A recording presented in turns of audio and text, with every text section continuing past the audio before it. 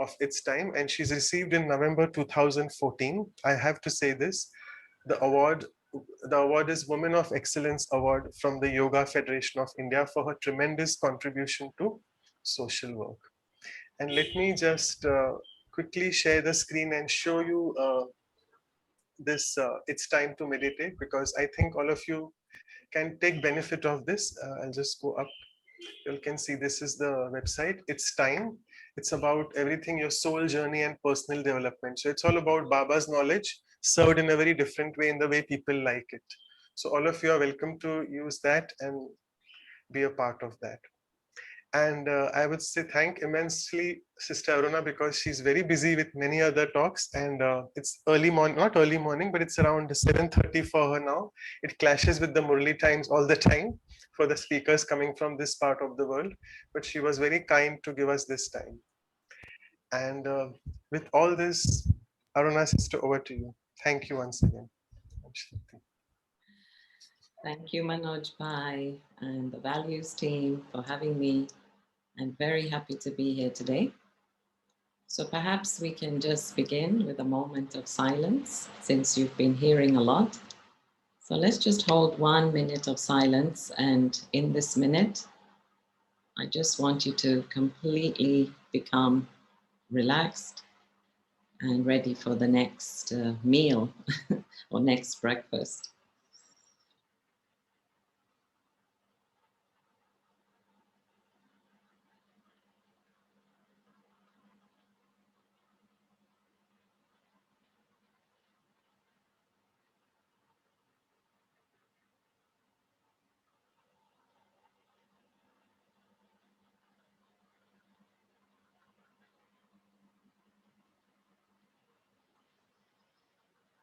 Om Shanti.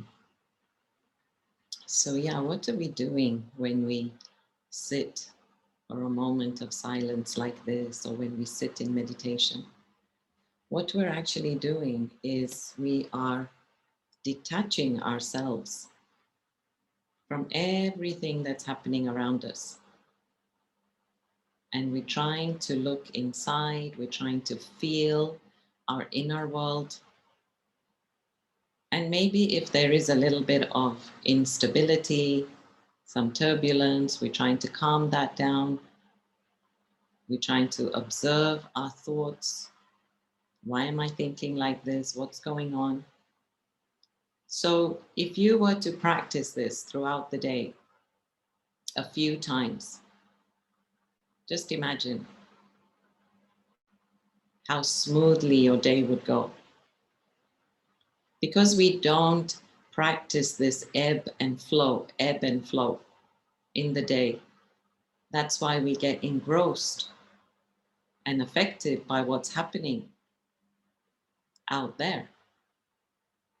Because we're not giving importance to what's going on inside.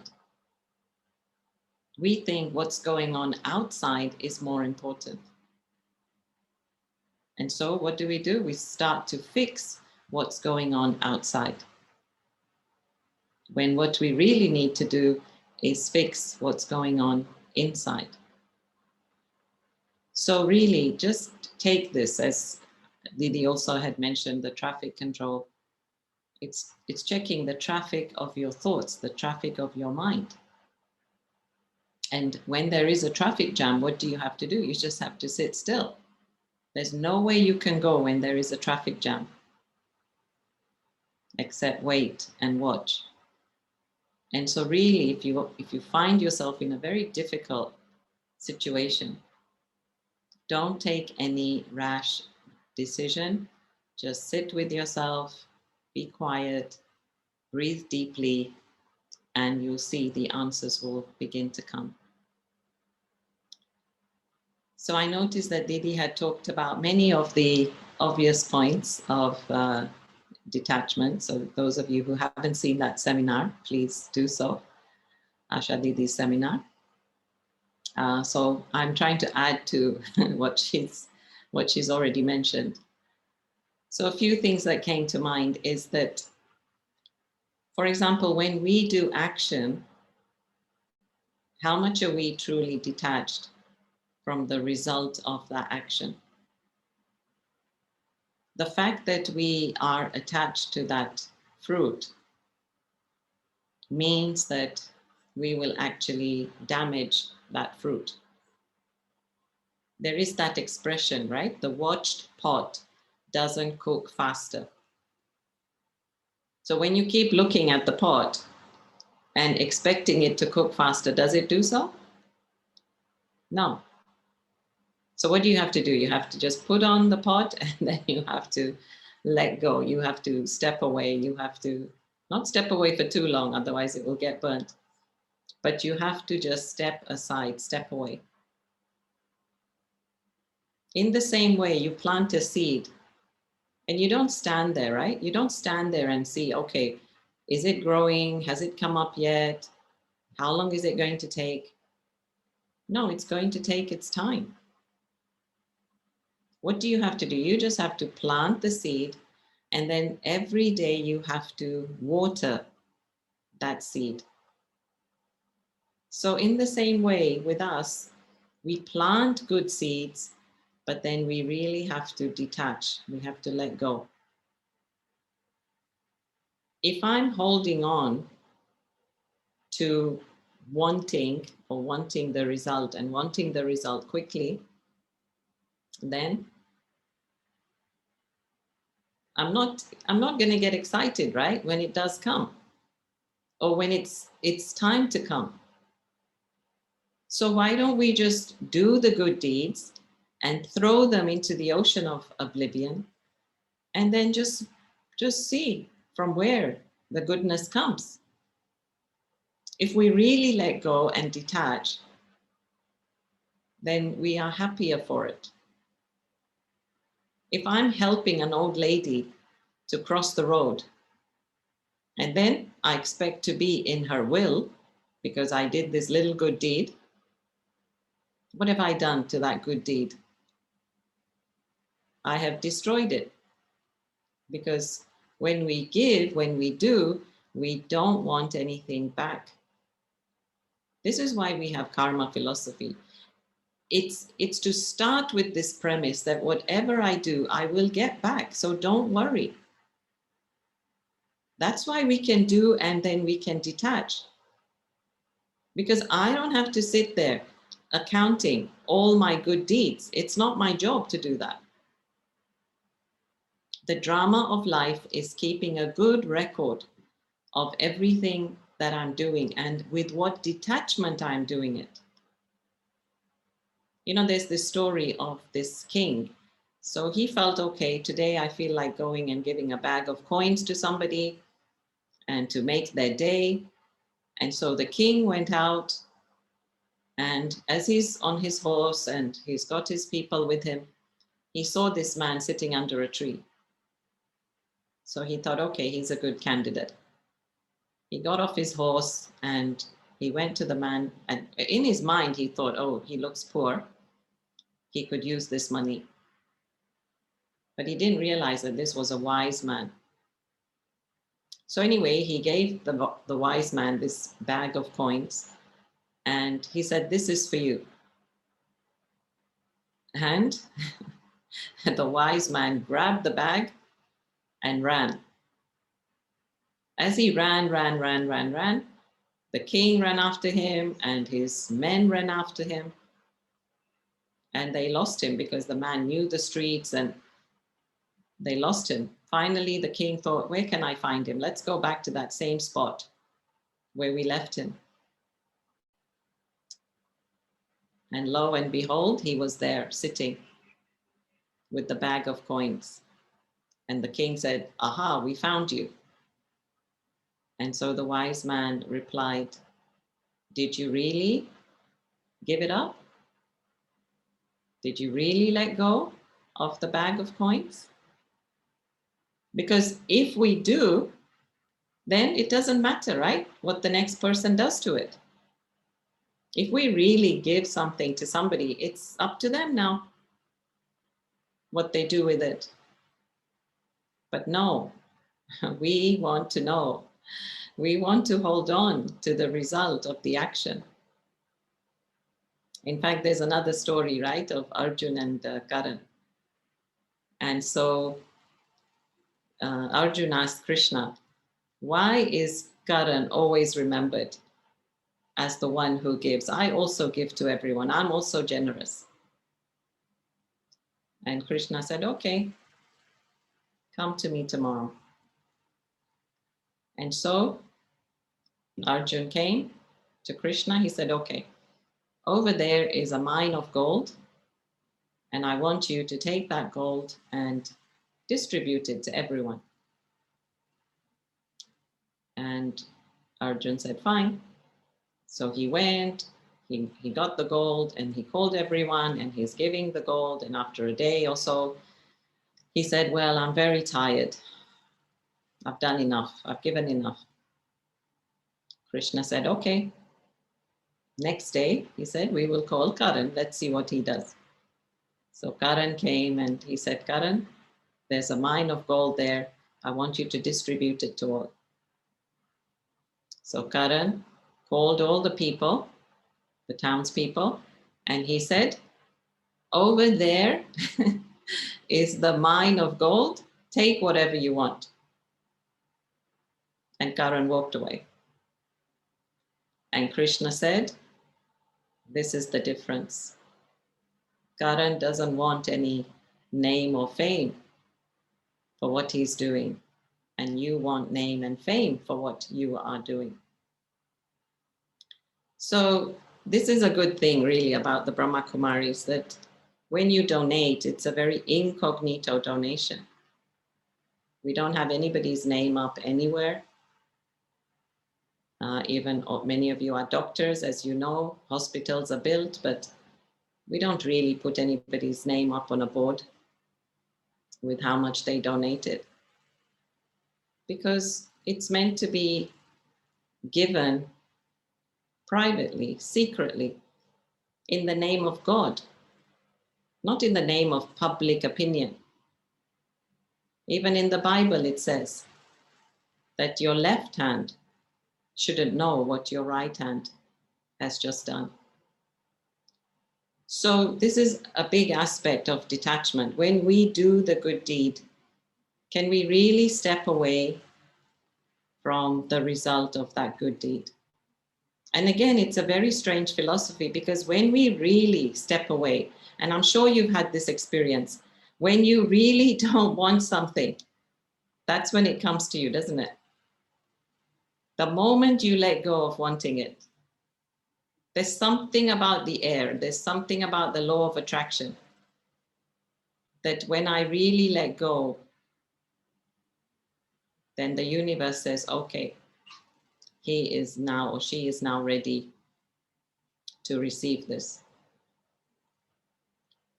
So when we were discussing this topic yesterday in our Dharana class, and I asked them, okay, what are the different words that are synonymous with detachment? And so some of the words were, of course, freedom, carefree, appreciation, respect. In fact, actually, if you think about it, it's many words, because once somebody is detached, as we say, they are loving. When somebody is detached, they can be patient. When somebody is detached, they're actually non-judgmental, right? So really, this one quality gives birth to many other qualities. So that's why sometimes when we don't know what to do or what to practice non-attachment. This is a Chinese, Taoist, one of the Taoist principles, which is Wu Wei, yeah, WUWEI, which is actually the law of not forcing, which is non-attachment. So think about it. When we are attached, what are we doing? We are imposing our opinion. We're imposing our ideas. And when we do that, Again, we are putting pressure on the drama of life, whereas the drama of life should just be flowing. Like the example I can give you is the boat should actually be sailing, not rowing. We shouldn't have to row the boat. If we are a good sailor, we know how to navigate the wind and we can just sail and enjoy. They also say that if you know how the tree, if you know the grain of the tree, how it's growing, and you cut with the same grain, the same direction, then you can cut the wood easily. But if you don't understand this, then you're laboring all day and it's taking double the time. So my point is that really everything in nature is meant to go quite naturally. In our life, it's meant to go quite naturally. And that is by not getting attached. So what are some of these practical examples? So a practical example is, okay, if you're waiting for the bus, if you're waiting for a taxi, just wait. Really, if you wait patiently, it will come faster. But if you're there standing thinking, why isn't it coming? Look at the bus system, terrible traffic, whatever, taxi drivers. If you're having these negative thoughts, it doesn't speed up. The thing is that it's your energy. Your energy is attracting these things towards you. So if you are constantly focused on what is not working, you're just giving more attention to that which is not working. So of course, you prove yourself right because you say, see, I knew it's not going to work and it didn't. But how about trying the other way, which is let us try to be detached in that moment and allowing the flow. Even another example is like when you're waiting in the queue and there's like 10 people ahead of you. Honestly, my experience many times, whether I was waiting at immigration or other queues, they'll open another counter. And if you're alert and you're aware and you're in the moment, you'll notice the other counter being open and you'll head to that counter and they'll take you first. But if you're jumping and screaming in that moment, you miss the moment, you miss what's going on. And then, of course, you're frustrated. And who wants to help a frustrated person? Nobody.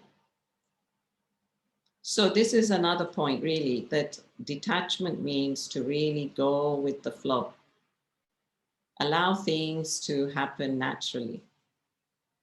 See, when I mentioned about you watering the seed, you're just watering the seed. You're not checking up on it, right? You're not telling the seed, okay, grow faster. No. What is our duty? Our duty is to do our bit. And then our duty is to let go. Even in Kuwait or the Middle East, they have a very nice expression, which is you tie the camel and then you leave it to God. Yeah, you don't say, oh, God will take care of my camel. No, first you have to tie the camel somewhere. You do your bit, and then you allow God to do his bit. So when I'm allowing God to do his bit, then what am I doing? I'm stepping away. I'm letting go. And let me say here that it's also not just letting go of the, okay, let me explain what I mean. See, sometimes people, let's say, for example, there's a school teacher and she has her son studying in school.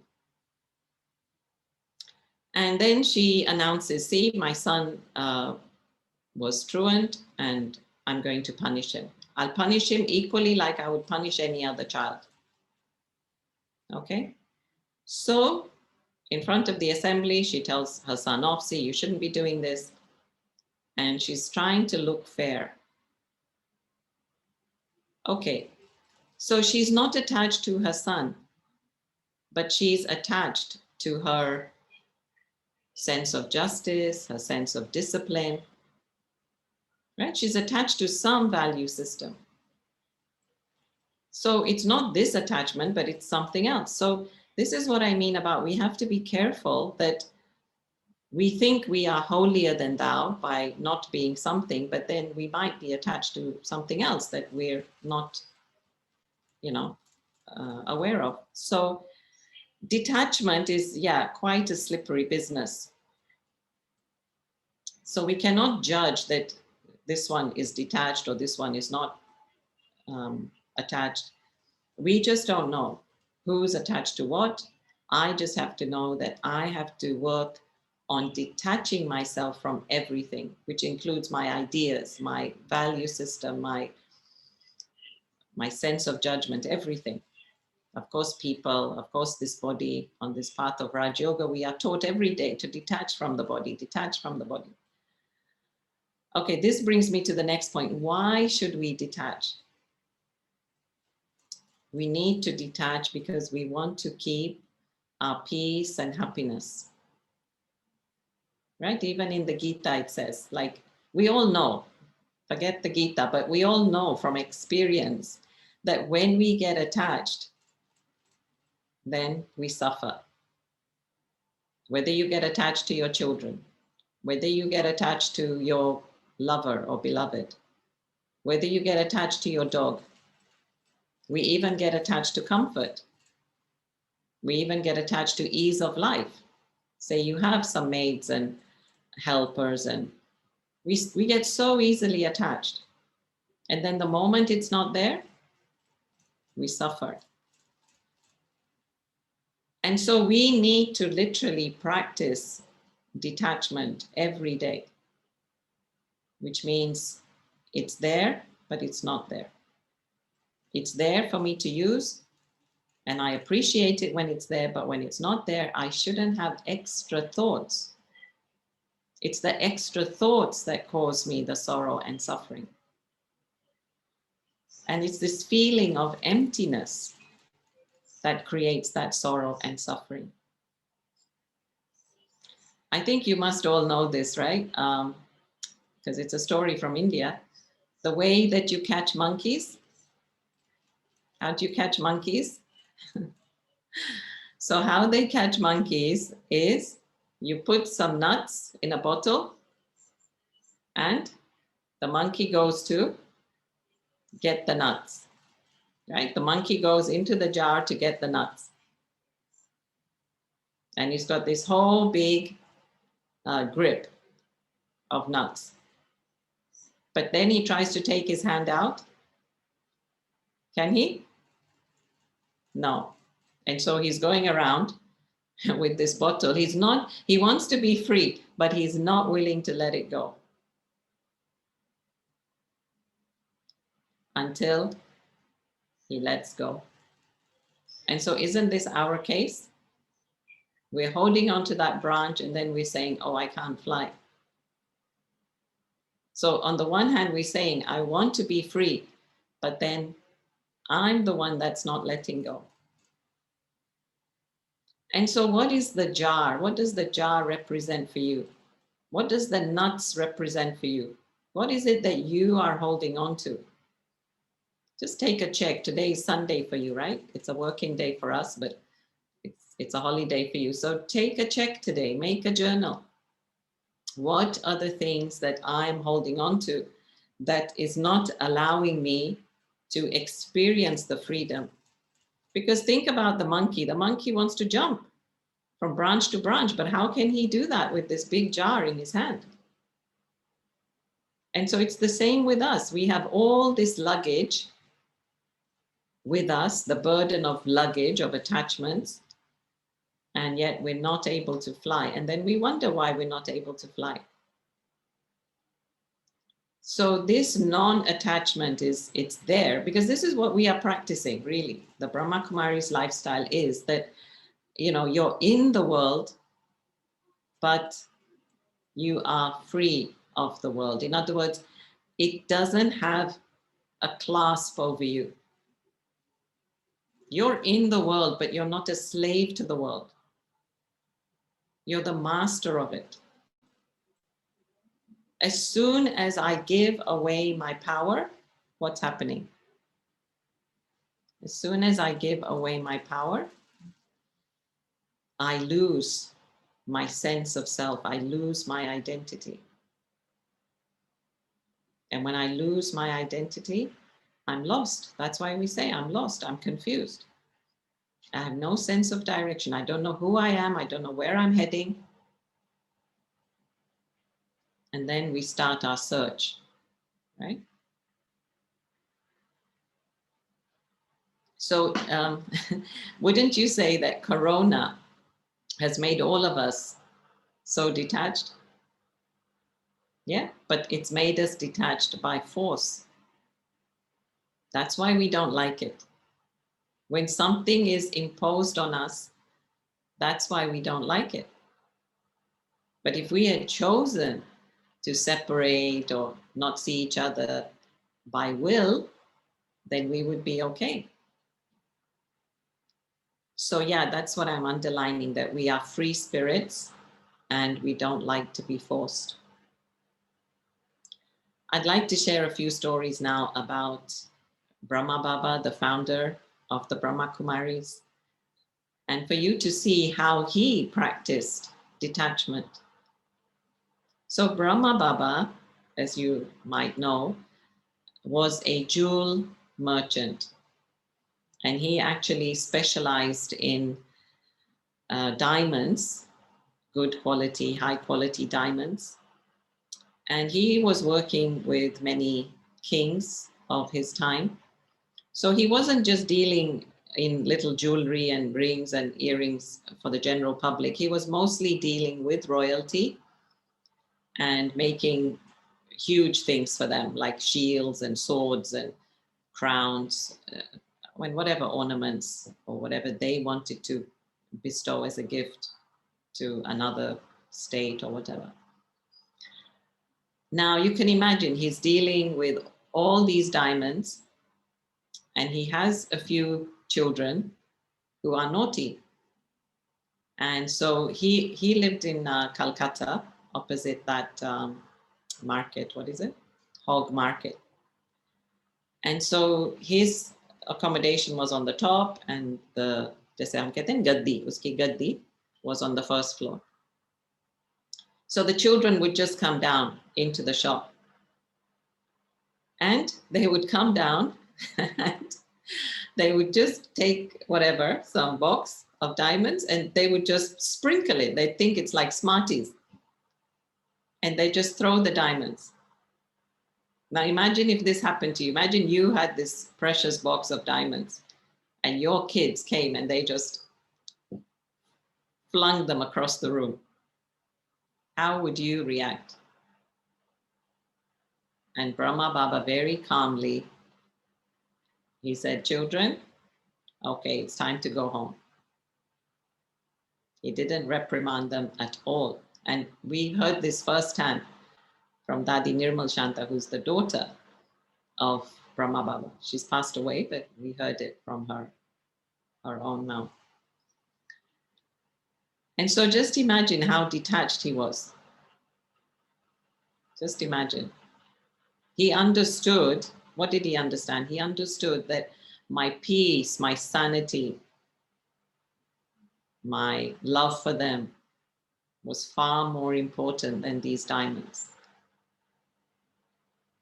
And look at us, what do? When something like that happens, we get right into the situation, right? We throw ourselves into that situation and we start, as I said earlier, starting to fix it and fix them. Why did you come? What are you doing? You shouldn't have done that. But it was, the way he responded was good for him and good for them. Because what did they learn? What did they learn as they were growing up? They learned how we can respond to life. So if somebody does this to me, this is how I'm supposed to respond as well, in a very loving but detached way. There's another story of Brahma Baba too, and this is told by Shiv Kumar Bhai. And he said that he was doing the gardening in up there, Pandoban, Mount Abu, and he was good. I mean, he did a good job of planting everything, all the flowers and everything. The fruits were growing nicely. And then one day again, the monkeys, they came and they rampaged the garden and they stole some fruit, and he was quite upset.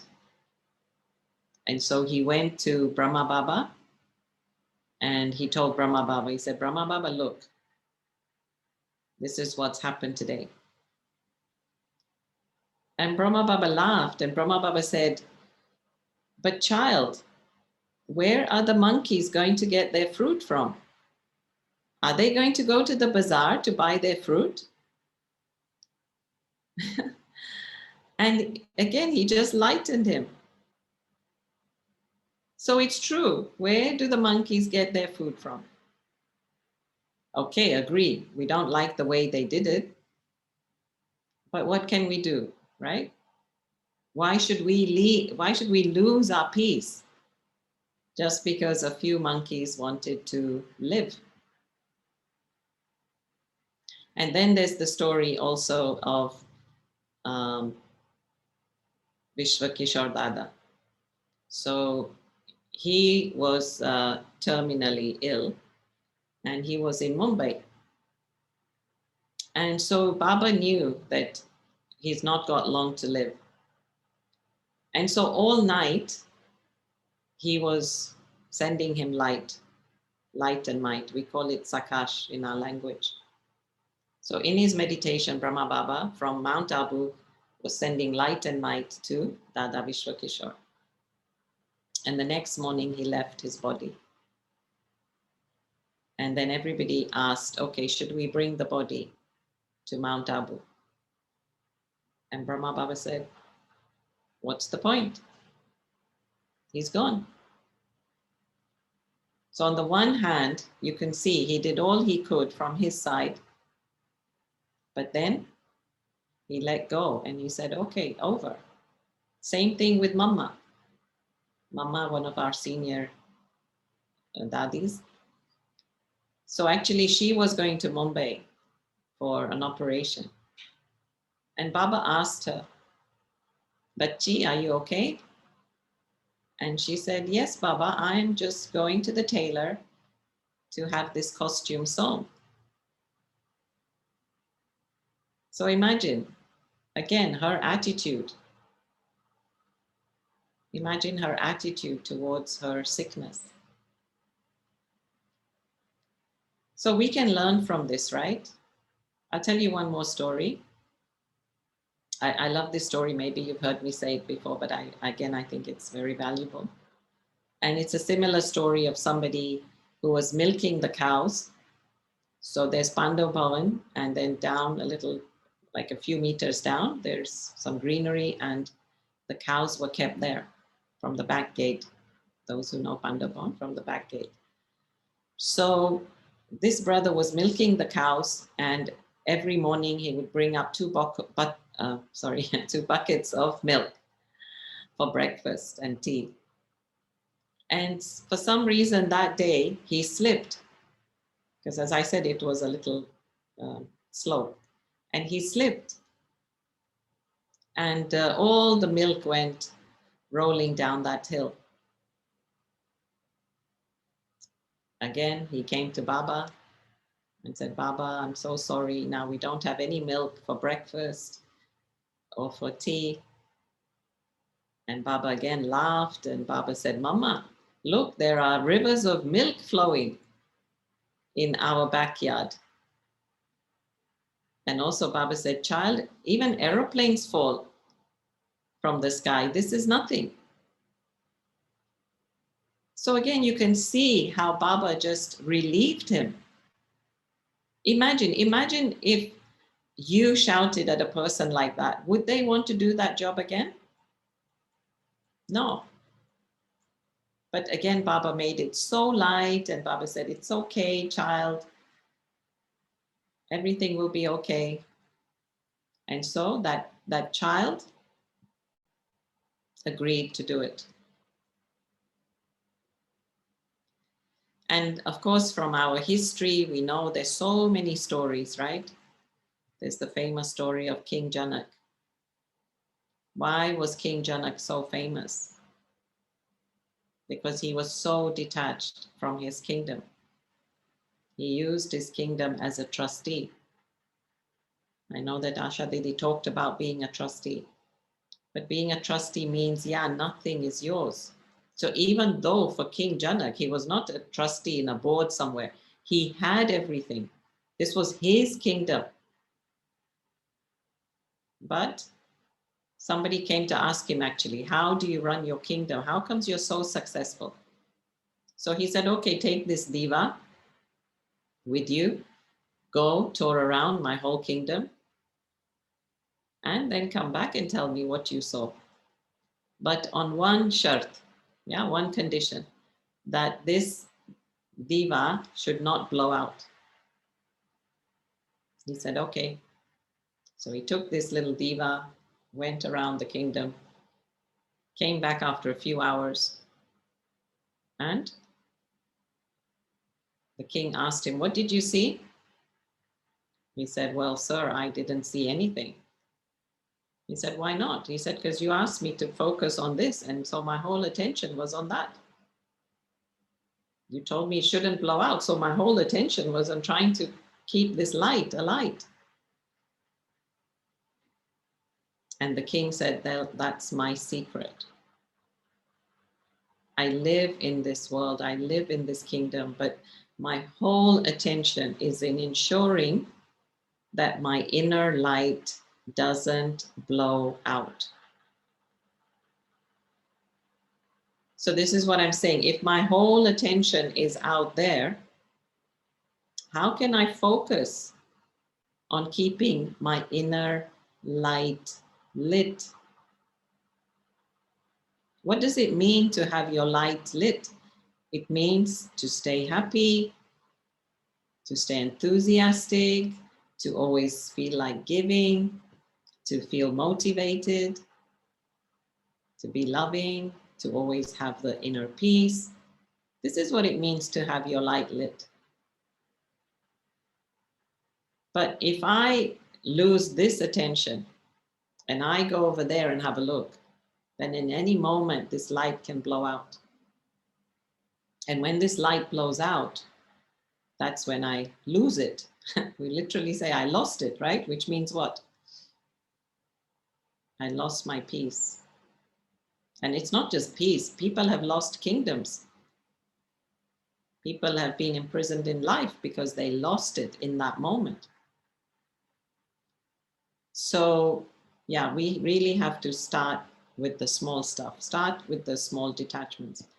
Another point I had is what happens after you've detached certain parts? So, let's say, for example, you cut a branch from the tree. Can you put it back again? Will it ever be the same again? Say you cut your arm for some reason. Will it ever be the same again? No. Right?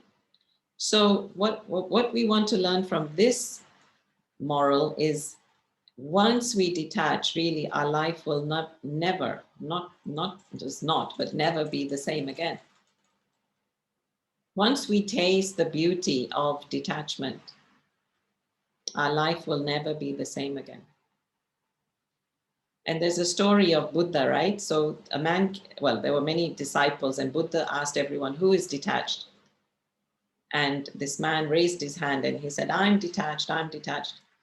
So Buddha said, fine, okay. Buddha said, there's this village over there. I'd like you to go there for a day and then come back. And we'll see how detached you are.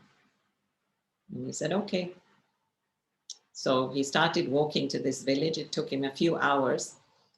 But as he was walking, he didn't have much to drink. He was hungry. Then he finally came to this house. So he knocked on the door, and there was like a mother lady. So she said, yes, come in. And then he had this thought, it would be nice to have something to drink. And so the mother brought him this water. Then he thought, oh, it would be nice to have something to eat. So again, she brought him some food. Then he thought, oh, wouldn't it be nice if I could just have a rest? He's just thinking all this, yeah? And as he's thinking it, she comes up with the reply. So he thought, oh, there's something strange here. Every time I have a thought, she's thinking the same thing. Then he starts thinking she's very nice. And he starts to get attached to her because she's being so nice and, generous and giving comfort. And to that she replies, and this is just in his thought. And so to that she replies, you see, this beauty is just physical beauty. Don't get attached to this body. And then he realizes, wow, like she knows everything that's going on in my mind. Then when he heads back, he tells Buddha the whole story. And Buddha says, see, are you now detached? And he says, no. So yeah, sometimes we think nobody knows what's going on in our mind, but our mind, our face, our whole being is the index of our mind. And so we shouldn't think that nobody knows. This vibration of attachment, which we can say also is greed, is obvious. When you want to hoard things, hold on to things, this is a false sense of security. You're holding on to it thinking, this is going to serve me. But it actually becomes your own trap. You're putting yourself in a cage. So it's false sense of security.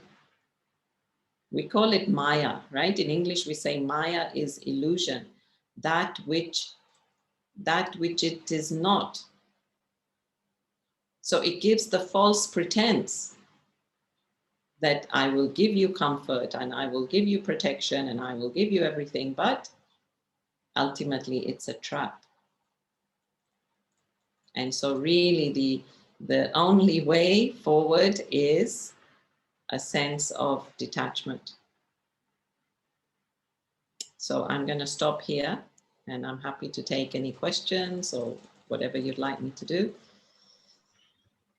Thank you so much. We would just want you to go on and on with so many beautiful stories. You make everything so simple. That's your specialty, and it was wonderful listening to you. So if anyone has a few questions, we could take a couple of them and then go in the meditation mode with Didi. And should I do one thing? I'll do the announcements for the future, and then we'll go in the meditation and then depart after meditation. Yeah. So if anyone has a couple of questions, Anurag, you have raised your hand. You can just ask your question. I hope you can unmute yourself. Yeah, Om Anurag, go Shanti. ahead. Yeah. Aruna Didi. Om Shanti. Assalamu alaikum. Good to see you in person after a long time. Thank you for this valuable session. Your sessions have always been very, very helpful and a lot of learning. And I'm so lucky that Baba has given us a beautiful sister, and how I have been linked to you through London and through, I don't know how many of brothers and sisters know, but I call them three musketeers. All these three sisters are doing so much seva, so much learning from all three. And I've been very lucky to meet all three of them and have learnings from them. So Aruna Didi, this detachment, of course, the stories and what you've just said is beautiful. It's great learning. But for a person like me who's got a 6-year-old daughter and a joint family, what do I do? What do I do on a daily basis? A very simple, easy process, how to detach from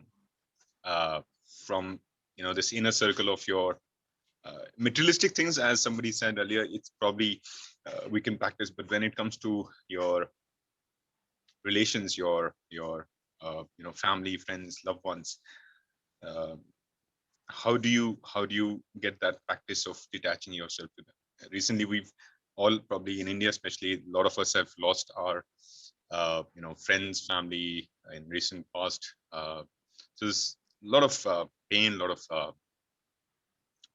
loss, sense of loss of someone you were so close to. I'm practicing, but I'm still not able to resonate the fact that is something. I mean, as per drama, yes, I am aware that drama would probably bring in something, and some, as per the scene, if somebody has to go, they have to go. It's simple. But then somewhere down the line, inside, I dread the fact that someone close, if that happens, then how I'm gonna, that fear, and then that that sense of losing, how I'm gonna face. So I want to practice that. And what is that simple, or not simple, I don't know what you call it, but how do I practice that on an everyday basis? Is that my question? Yeah, so the knowledge of Raj Yoga is amazing, especially for this, because every day we are practicing being a soul. Now, I know you're saying you're in a family, you have children, but yes, they are also a soul, and each soul is on their journey. Now, you are there as a caretaker for your 6-year-old. So, yes, it's your duty to guide her to the best of your ability, but you cannot dictate what her life is going to turn out to be. And I always share this example of the sister here. Maybe some of you know her, Mona. So she's one of our right hands here in the Arab world. And so when her daughter was growing up, she was taking a lot of sorrow and thinking, why is she not excelling? And they come from a good home. So she felt, she will defame the name if she doesn't study, etc. And then Mona started practicing that really every soul has their part. And that is her part. And I have to let go of trying to dictate her part. And so mentally, Mona started practicing this, that let me just see her role different. I'm not her mother. I am, but I'm not. And she's got her own life. She's now mature. She's sensible. And so she's using the knowledge of the drama. She's using the knowledge of these different roles we play. And every day practicing soul consciousness, taking power from God. And then emotionally, this is the important word, emotionally, she is detached. So of course they're living together. Eventually she went to Australia, came back. She's doing great. She actually did much better at school also after her mom detached. So yeah, this is the point, that I have to practice the knowledge. There's lots of knowledge in the world, even in the Gita, but are we practicing it? So one of the important things, if you can practice, is soul consciousness. The soul is eternal. The bodies are perishable. If you take a candle, if you look at a candle, the candle has wax and the candle has the wick. And when you light that wick, then the candle is burning. But the candle is not burning with the wick alone. It's burning because of the wax. So in this life, this is the wax. The life is the wax. Okay? I am the wick. And then God's light lights me up. And then I'm able to burn well. Because now I've understood the relationship between the wick and the wax. So we have to live in this world. We have to be part of it and still shine brightly. I hope that answers your question. Yes, I mean, it does. Everyday Murli, Sakar, or even Avyakt Murli is full of that knowledge. So thank you. I get your point, and I think what you just said earlier, that do a bit of writing, do a bit of homework, do a bit of journaling, and introspect. More manan chintan is required, I think, and more purusharth is required, which I think I'm lacking. Yeah, but also this relationship, like, don't, like, okay, for all of you now, like, just start with the small stuff. Like, detachment doesn't mean you have to go live as a hermit on a mountain. Start with the small stuff. So small stuff is even your language, your vocabulary. Like, even my daughter, right? My daughter, no. she's she's yeah, a beautiful child that's bestowed to me for me to take care of. Like, just start with small stuff, start to change your language. The language will start to train your mind to create this sense of detachment. Everything, like like actually lately we've, as you know, I think you've been following a few of the seminars, like we've also been talking about fasting.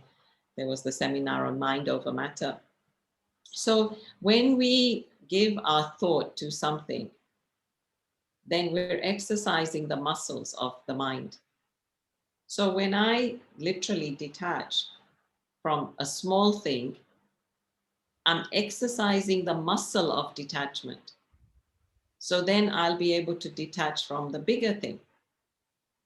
Right? As I was saying yesterday, when you exercise your muscles in the gym, they're not only for use in the gym. You use those muscles everywhere else where you go. You exercise them in the gym so they become strong, but then you have the muscle power in your life everywhere.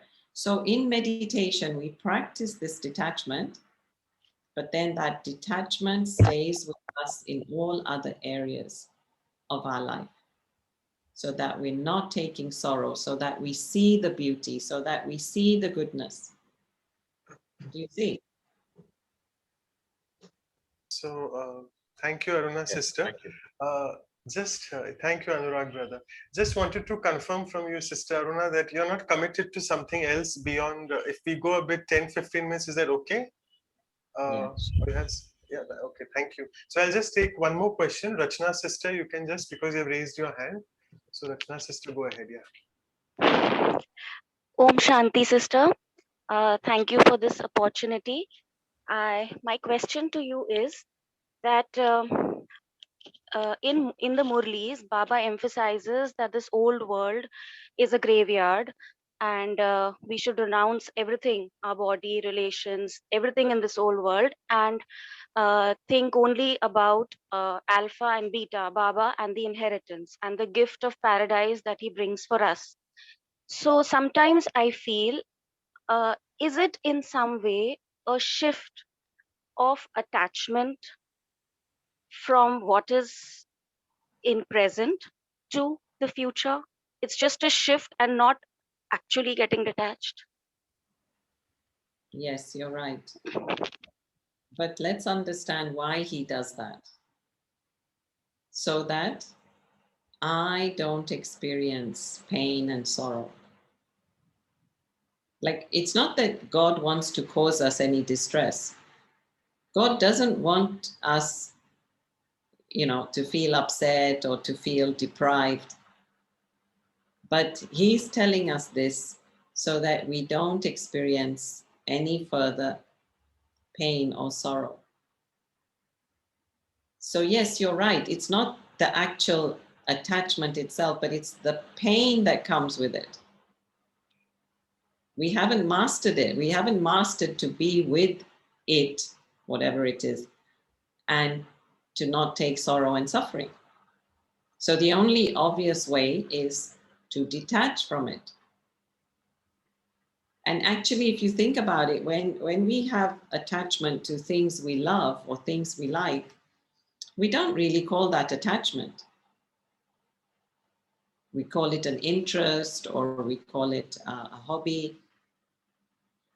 But hidden within the word attachment is this sense of, yeah, I know I'm going to suffer. So it is a derogatory term. But anyway, let's not get into the semantics, just for us to understand that, yes, because the soul cannot live in a vacuum. So Baba's then providing us, like, for example, a spiritual family, right? Baba says, okay, detach from that family, but then he gives us a spiritual family. Then he says, okay, renounce your sleep. Okay, if I renounce my sleep, what do I do? Okay, then you sit in meditation. You have early morning class. So he's filling that space with something that's more elevated, more divine. And yes, for a good reason. Okay, thank you, sister. And it pains me if I don't take one more question. Sister Vinaya, that will be your last question. And if it's Vinaya, sister, yeah. Yeah. Om Shanti Didi. My question to you is, like, ever since I've been exposed to this knowledge, there has been a lot of changes. So in case of detachment, I am in a dilemma, whether I did the right thing or no, so I was confused because this friend, the value systems was not matching, so I was in a dilemma, whether to continue with the friendship or not. So my inner voice told me, walk away when the values are at compromise. So but knowing the other person as a soul or the child of God, the soul power is decreased, but I think if that's breaking my sadhana, is it right that I blocked the person, and I don't want my sadhana to be broken anymore. So but I think at the outer world the detachment has occurred, but my mind at times goes back, and again in a dilemma, did I do the right thing? So please guide me on this, Didi. Thank you. Yeah. Yeah, so there's this story of these two brothers, right? And so one of them is an alcoholic and the other one is, so let's say saint and sinner, okay? So one is a saint, always likes to spend his time in the temple, and the other one is a sinner. And anyway, the point is that they decide to reverse the roles. But as they decided to reverse the roles, what are they thinking? So even though this one is over there having a drink, he's thinking, oh, I bet my brother's having a good time in the temple. And even though that one's in the temple, he's thinking, oh, he must be having a good time having the drink. So it's not about people or places, it's all in the mind.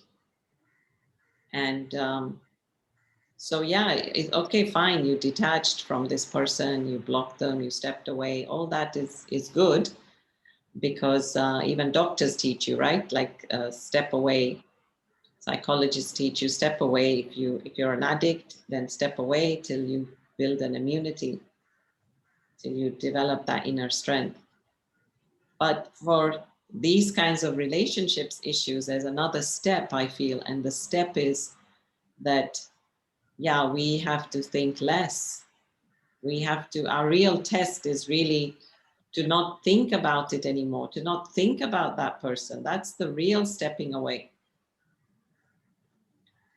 Because otherwise, what are we doing? We're occupying that person in our mind. And what do we say? For free, right? They're not even paying rent and they're living in our mind.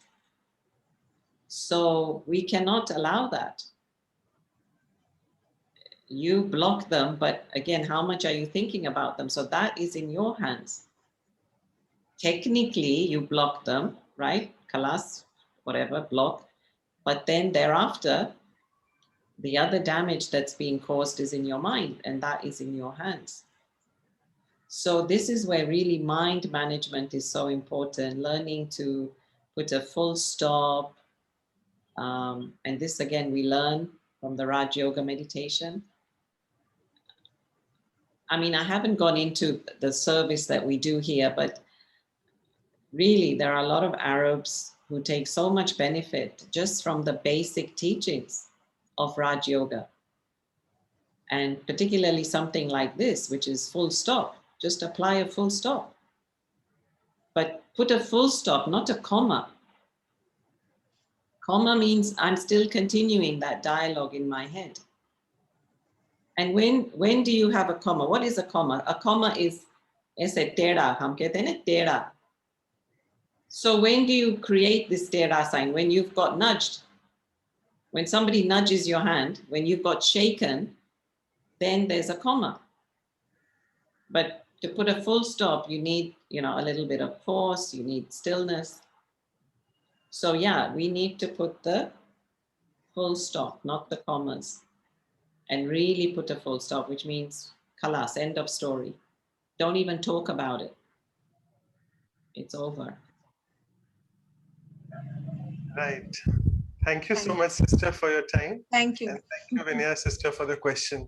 So before I go ahead, I would request with us, we have Dr. Ashok Mehta. I'm sure Aruna sister knows him very well. So Dr. Ashok Mehta to propose the vote of thanks to Sister Aruna for the beautiful session she took.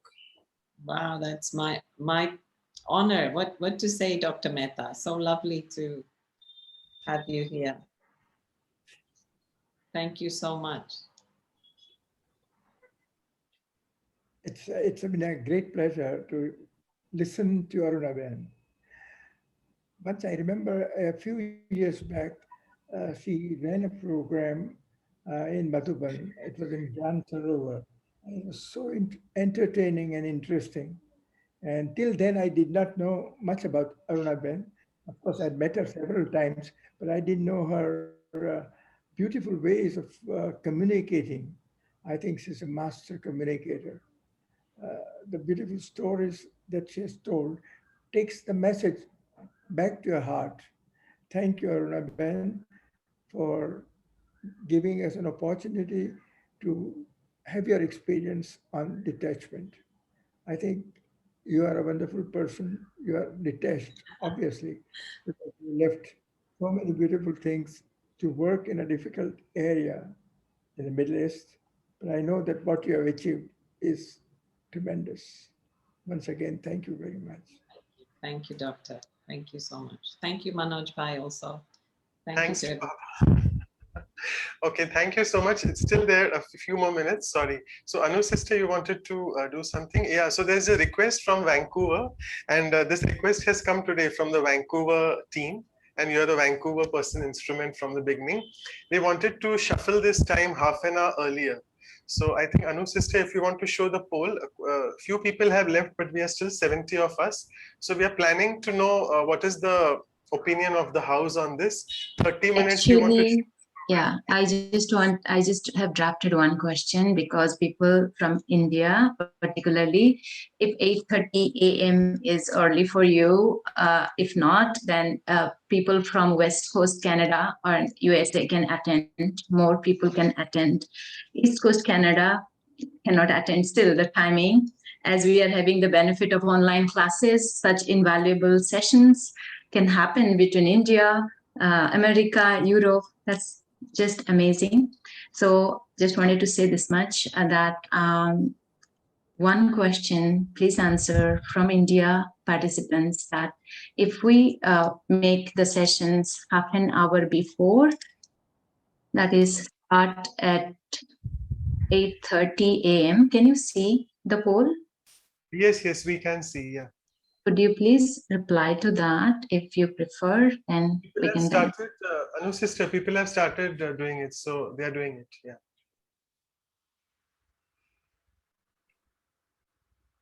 So maybe we can just give them 10 more seconds because we are short of time, and then you can close the poll. 50% have put the poll. Kindly, we request all of you to reply. Yes or no?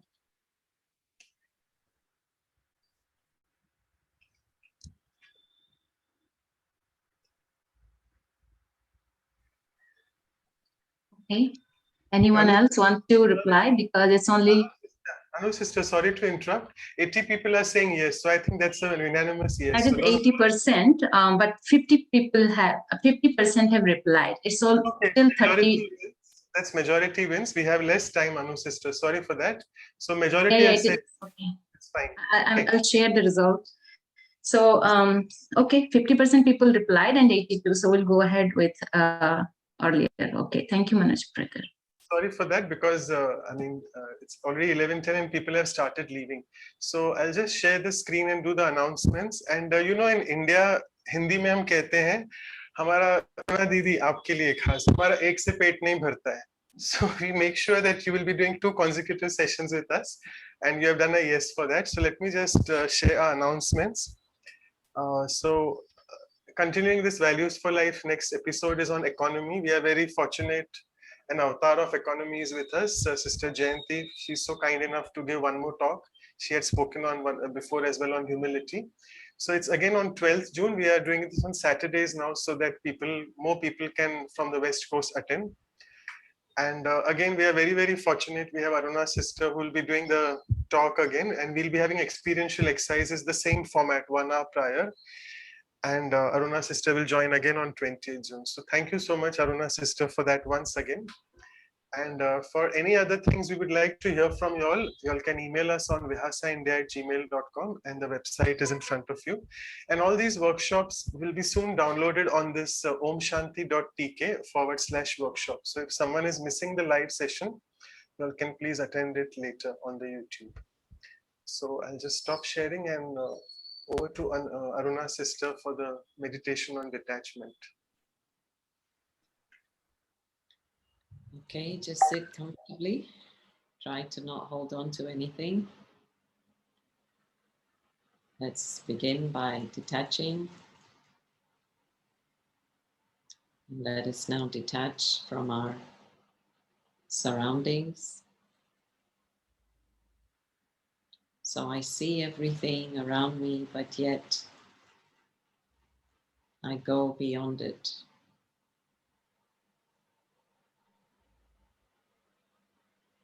So I'd like you to imagine that, like a bird, you are flying upwards and outwards, away from your building, from your state, from your country. And just look back and see how far you are.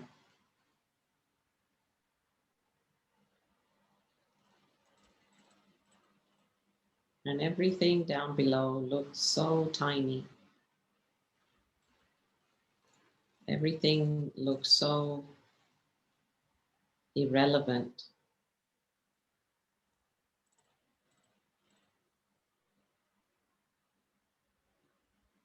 I turn around and I fly further upwards.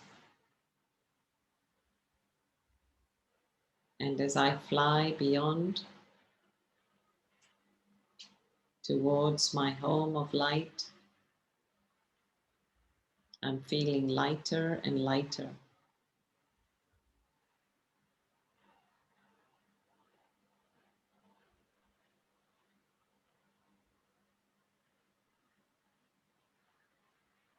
I arrive at my home of light,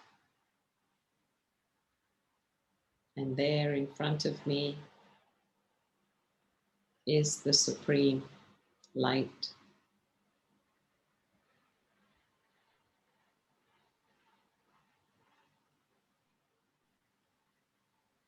And all I do is just sit under this light, under the rays of this light, and I allow God's light to completely wash away any hurts, any fears, any doubts, any worries.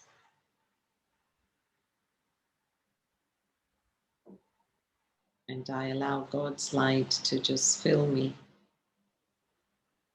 with power.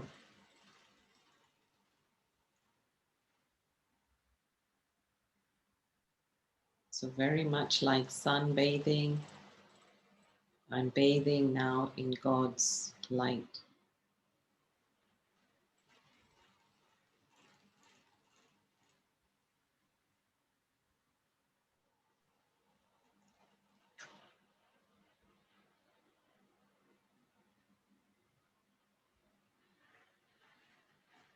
And there's such a lightness in the soul, feeling absolutely carefree and free.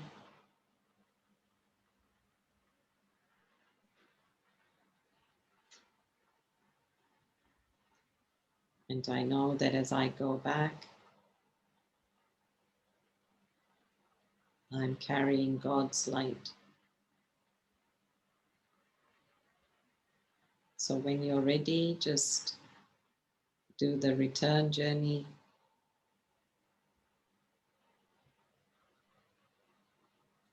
Coming into the universe, back into the ether, back to your country,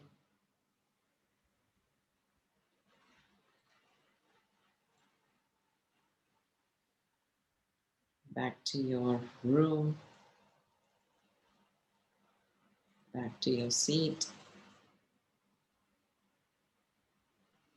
and back to the center of the forehead.